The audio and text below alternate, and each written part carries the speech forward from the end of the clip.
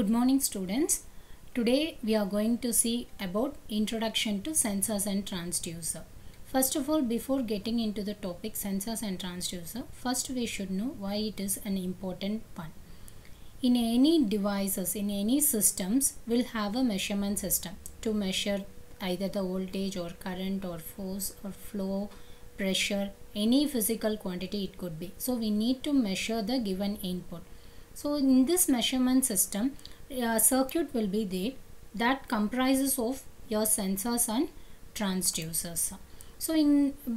As far as considered in any circuit, the measurement system is considered to be the most important factor in case of your electronic systems or mechatronic systems. The main function of the system is to collect the status of the system, and the collected information is fed to the microprocessor or a microcontroller for controlling the complete system. The measurement system comprises of sensors, transducers and signal processing unit. So sensors and transducer plays a vital role in case of your measurement system.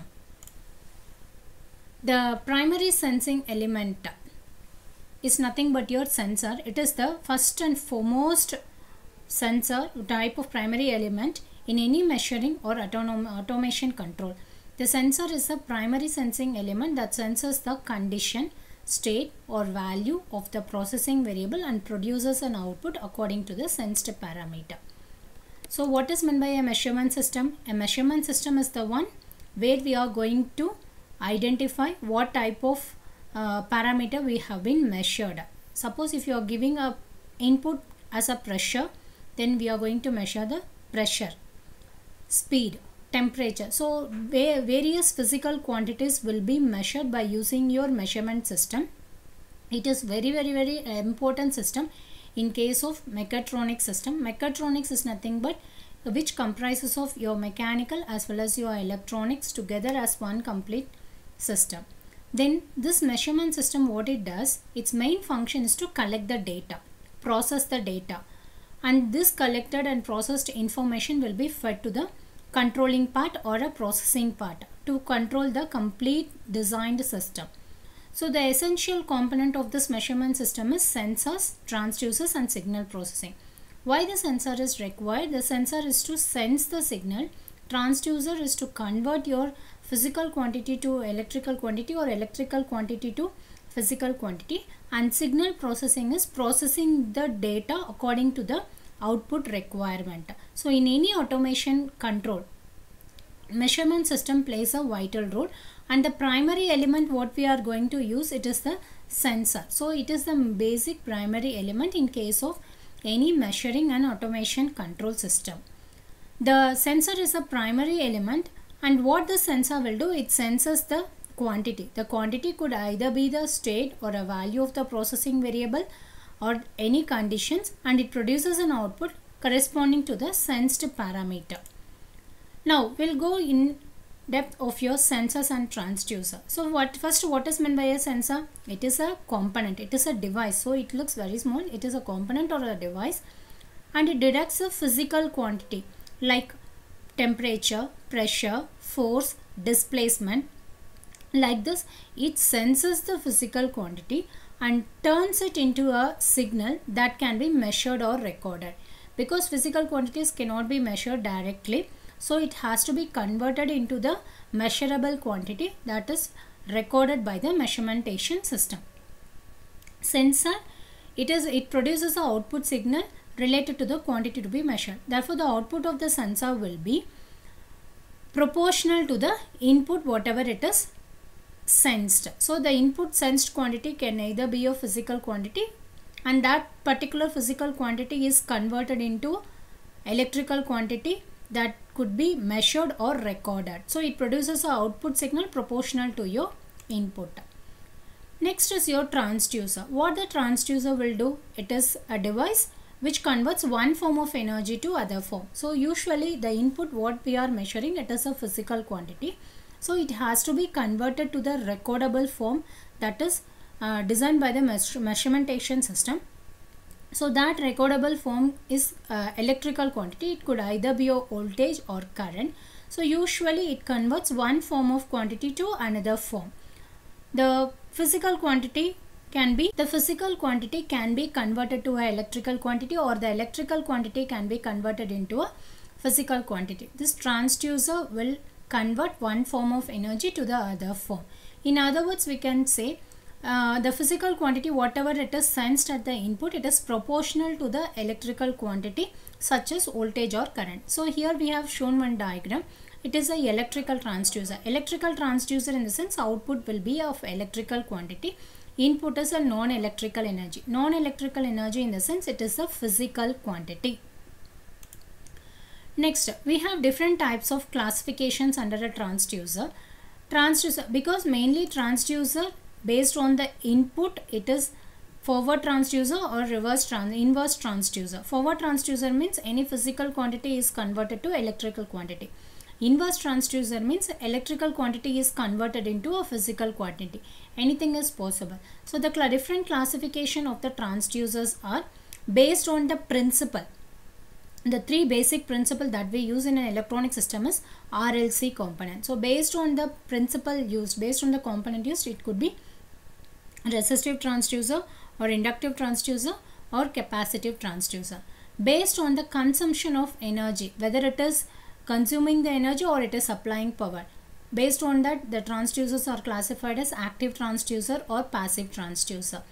Depending upon the windings used, where the configurations used, it could either be your primary transducer or secondary transducer. Based on the output, how the output exactly looks like, whether the output is your analog or whether the output is your digital, based on that it is classified as analog or digital transducer. And how exactly it is going to convert, whether it is going to convert the physical quantity to electrical quantity or electrical quantity to physical quantity, it is classified as transducers or inverse transducer. So the major classification of your transducers is based on the component used and whether it is going to consume the energy or it's going to supply power, and the number of configuration, winding configuration based on the output and based on the conversion, forward or reverse. Based on this, the transducers are classified. Now, while selecting, we have many sensors, many transducer, but how people will select the sensors or transducer for a particular application. For example, you consider you are going to design a system whose output voltage is going to be 5 volt. So proportional to that, will have some physical quantity at the input. So that particular input has to be sensed by the sensor. So we have different types of sensors as we discussed earlier. All these sensors will have a specification sheet. So based on in the specification sheet, we have a parameters like what is the, if it is a light sensor, so till what distance the light has been measured, light will be sensed, till what distance the object will be sensed. Like that, some key parameters will be there. Depending upon looking at all those key parameters, we have to select the sensors for a particular application. So a sensor is selected by looking at the data sheet, and each sensor will have a part number for different types. Based on that, we will be selecting the sensors. How the transducers will be selected exactly? So we should select the transducer in such a way that you have to see the input impedance is high and we'll have a output impedance should be low. Why? Because we need to consider the high input impedance and low output impedance in the sense in order to avoid the loading effect. And also the resolution has to be good throughout the entire operating region, and also the sensitivity should be high for a desired signal, and for an unwanted signal it has to be low. So the sensitivity has to be high for a wanted signal. If it is an unwanted signal, the sensitivity has to be low. And also the sensors or the transducers should be preferably smaller in size so that it could fit into an application in a compact environment, compact size. And it has to work in all types of environment, and it should work in a corrosive environment also. So the basic factors that we should consider while selecting the transducer is input impedance should be high, output impedance should be low, and because of it has to avoid the loading effect, resolution should be good, throughout the entire operating region. Sensitivity should be high for the signal desired and insensitive for the unwanted signal, and it should be size and it has to work in a corrosive environment. Some more points for deciding the transducer selection is it has to withstand pressure, shocks, vibration, etc. And the accuracy, degree of accuracy should be high and repeatability. The transducer selected should be free from errors, and it should have a overload protection circuit to withstand all types of load. So we will consolidate the points to be considered while selecting the transducer. Impedance should be high. Input impedance has to be high and output impedance has to be low, just to avoid your loading effect. And the resolution has to be good throughout the entire operating region. And the signals means there will be a noisy signal as well as the desired signal. So the system or the transducer, whatever we are selecting, that has to be highly sensitive for the wanted signal, that is desired signal, and it should be insensitive to the unwanted signal. And also the size should be preferably small so that it can be fit and we can design the complete application in a compact size. And it should be, the selected transducer should work in a corrosive environment, and also it has to withstand high pressure, shocks, vibration, and accuracy. Mainly whatever we are selecting, accuracy, sensitivity, compatibility, size, everything it matters a lot. So here accuracy, it should be high degree of accuracy is required, and repeatability. And the selected transducer has to be free from errors. The transducer circuit should have a overload or protection circuit. Protection circuit is must. Why? Because if there is no protection circuit, means the complete design system will go into a faulty condition.